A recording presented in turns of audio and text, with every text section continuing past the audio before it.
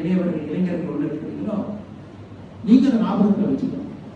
ஒரு சித்தாந்தத்தால் மட்டும்தான் ஒரு கட்சி ஆட்சிக்கு வரும் பொழுது மக்களுக்கு அதிகாரத்தில் அமரும் பொழுது மட்டும்தான் அந்த மாற்றத்தை கொடுக்க முடியும். Ideology is the most important part of politics. ஒரு அரசியல் கட்சியினுடைய அடிப்படை தன்மை என்பது சித்தாந்தம். எதற்காக அந்த கட்சி இருக்கு? பல கட்சிகள் இருக்க நாமல் இருக்கின்றோம் என்பதை தாண்டி எதற்காக அந்த கட்சி பூமியில் இருக்கிறது, எதற்காக மக்கள் மன்றத்தில் இருக்கிறது என்பதற்கு ஆடிட்டர் ரமேஷ் அவர்கள் போன்றவர்கள் ஒரு நாளுக்கு தான் நாமும் கட்சி நடத்தினோம், நாமளும் ஆட்சிக்கு வருவதற்கு குறுக்கு வழிகள் எல்லாம் நாம் கடைபிடித்தோம் என்பதையெல்லாம் தாண்டி ஒரு சித்தாந்த அடிப்படையில் ஆடிட்டர் ரமேஷ் அவர்கள் போன்றவர்கள் சித்தாந்தத்திற்காக உயர்த்தியிருக்கிறார். ஒரு நாள் நாம் ஆட்சிக்கு வரும்பொழுது சித்தாந்தத்தின் அடிப்படையில் தமிழக மக்களுக்கு நல்லது செய்வதற்காக பாரத மக்களுக்கு நல்லது செய்து கொண்டிருக்கின்ற அவர்களுடைய கட்சி ஆட்சி அதிகாரத்தில் அதை குறிப்பாக இளையவர்கள் புரிந்து கொள்ள வேண்டும். சித்தாந்தத்திற்காக இந்த கட்சிக்கு நான் வந்திருக்கின்றேன், இந்த கட்சியால் தமிழகத்தில் ஒரு மாற்று அரசியலை கொடுக்க முடியும் என்கிற நம்பிக்கை இது போன்ற ஒரு நிகழ்வுக்கு வரும் பொழுது ஒரு ஆண்டும் ஐயா அவர்களுக்கு நாம் புகழஞ்சலி செலுத்தும் பொழுது அதை உத்வேகமாக நீங்கள் எடுத்துக்கணும். ரொம்ப முக்கியம். அதுக்காகத்தான் நடக்கும். இது 13வது ஆண்டு, அடுத்த ஆண்டு 14, அடுத்த ஆண்டு 15, 50 ஆண்டு வரைக்கும் 100 ஆண்டு நடக்கும். அப்ப நம்ம இங்கிருந்து செல்லும் பொழுது இவங்கெல்லாம் உயிரை கொடுத்து இந்த கட்சியை வளர்த்திருக்கிறாங்க.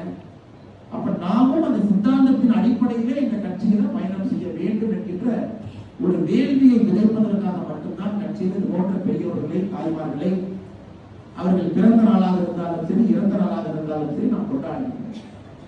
ஏன்னா ஐயாவுடைய வாழ்க்கை என்பது கொண்டாடப்பட வேண்டிய வாழ்க்கை.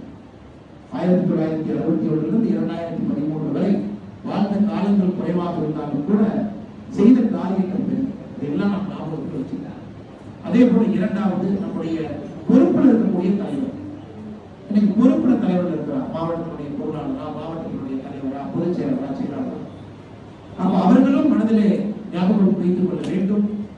இந்த பொறுப்பு என்பது அவர்களுடைய தோல் மீது இந்த கட்சி கொடுத்திருக்கக்கூடிய ஒரு சுமை என்பதை அவர்கள் தெரிந்து கொள்ள வேண்டும்.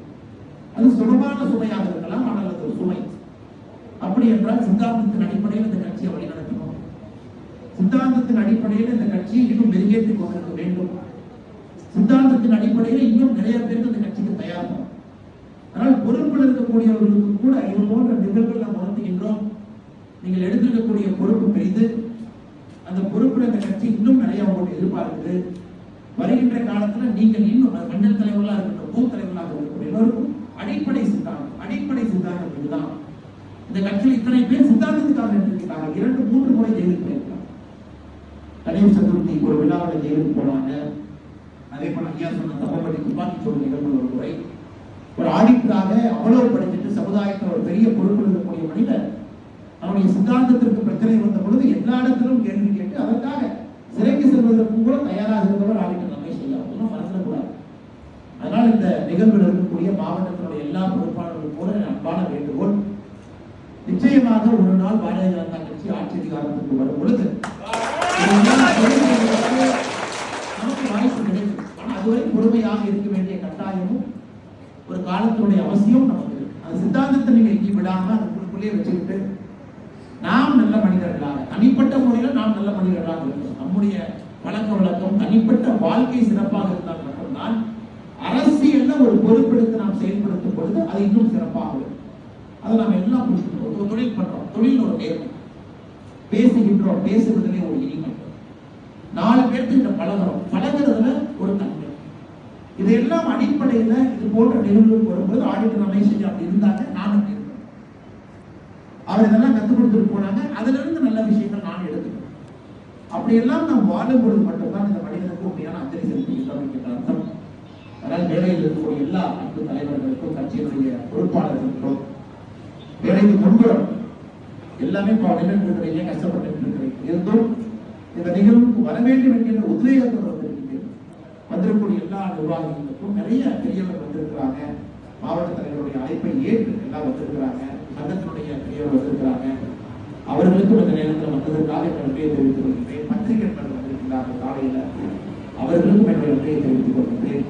ஆனால் நிச்சயமாக உறுதிமொழி என்ன கொடுக்க முடியும்னா, ஆடிட்டர் ரமேஷ் அவருடைய வழக்கை பொறுத்தவரை பர்சனல் மானிட்டரிங் நடந்துகிட்டு இருக்கு அப்படிங்கிற உறுதிமொழி கொடுக்கிறார். தொண்டர்களுக்கு ஒரு சின்ன கோபம் இருக்கு, இன்னும் வேகமா பண்ணிருக்கணும், அப்படி பண்ணிருக்கணும். ஆனால் சார்ஜ் ஷீட் போடப்பட்டு குற்றவாளிகள் எல்லாம் மாற்றப்பட்டு புதிய குற்றவாளிகள் மறுபடியும் இணைக்கப்பட்டு அது அமித்ஷா அவர்கள் பர்சனலா அவருக்காக அந்த ஃபைலை ரிவ்யூ பண்ணி அதன் பிறகு அரசு எப்படி நடத்த வேண்டும் என்கின்ற ஆலோசனை பெற்று பல விஷயங்கள் நடந்திருக்கு. அதையும் தலைவர்களாக உங்களுக்கு இந்த உறுதிமொழி நேரத்தில் கொடுக்கிறோம். நிச்சயமாக இந்த வழக்கினுடைய லாஜிக்கல் எதுக்கு அது போகும் என்கிற ஒரு நம்பிக்கை இருக்கு. எல்லோரும் நன்றி தெரிவித்து என்னை இந்த நிகழ்வுக்கு வந்து ஐயா அவர்கள் நன்றி செலுத்த வேண்டும் என்ற அனைத்து மாவட்டத்தினுடைய தலைவர் உட்பட எல்லா பொறுப்பாளர்களுக்கும் மாவட்டத்தினுடைய எல்லா காரியங்களுக்கும் நன்றி தெரிவித்துக் கொள்கிறேன். நன்றி, வணக்கம்.